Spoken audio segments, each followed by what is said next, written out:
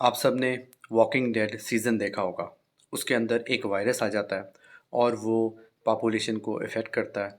उसके बाद वो लोग माइंडलेस ज़ॉम्बीज़ बन जाते हैं। अब आप ये पूछ रहे होंगे ये बात मैं क्यों कह रहा हूँ? मैं आपको इसकी मिसाल पाकिस्तान में देना चाहता हूँ। एक वायरस इसराइल में जनरेट किया गया और उसको उड़ाता हुआ 1996 के अंदर पाकिस्तान में लाकर फोड़ देता है। उस वायरस को 2010 के अंदर फैलाया जाता है और वो वायरस पाकिस्तान की नौजवान नस्ल जो उस वक़्त 14, 15, 16, 17, 18 साल की थी, उनको वो इफ़ेक्ट कर जाता है और उसका नतीजा क्या निकलता है? ये जो आप देख रहे हैं, ज़ॉम्बीज़। तो एक ज़ॉम्बी प्लान जो था, वो कामयाब हो गया और पाकिस्तान में एक ज़ॉम्बी बन गया जो ना समझ सकता है, ना सोच सकता है, ना देख सकता है।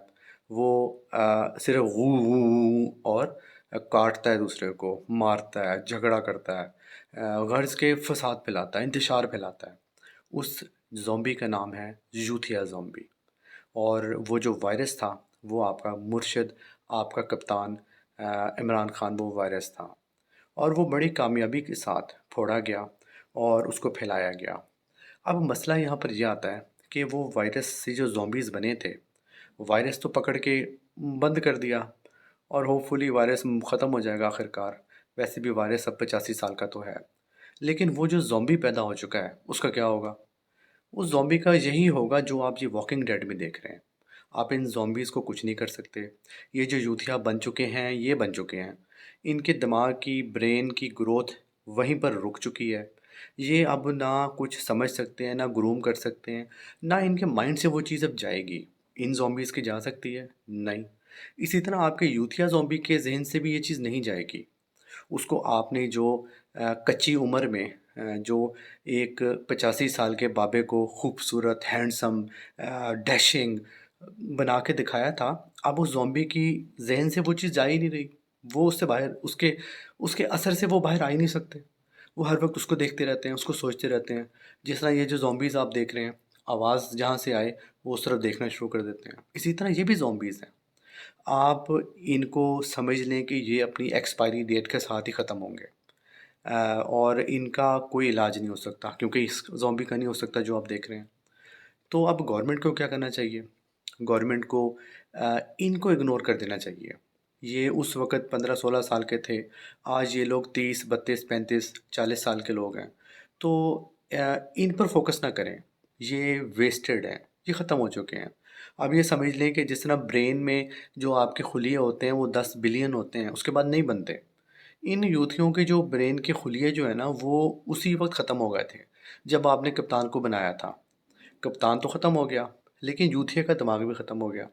अब आप उनसे रीज़निंग कर लें, आप उनको ये सड़कें दिखा लें, ये जो देखे बना रहे हैं, आप इनको ट्रेनें, आप इनको अपनी मिसाइल कुछ भी दिखा लें, वो कहेंगे नहीं यार, वो हमारा हैंडसम, वो प्यारा किधर गया? वो हम उसकी मुस्कुराहट और आँखों की पुतलियाँ किधर गईं? उसकी तस्बीह किधर गई? वो वही आपसे बात करेंगे। लिहाजा गवर्नमेंट ये जो काम कर रही है, ये देखें, इसको तरक्की कहते हैं।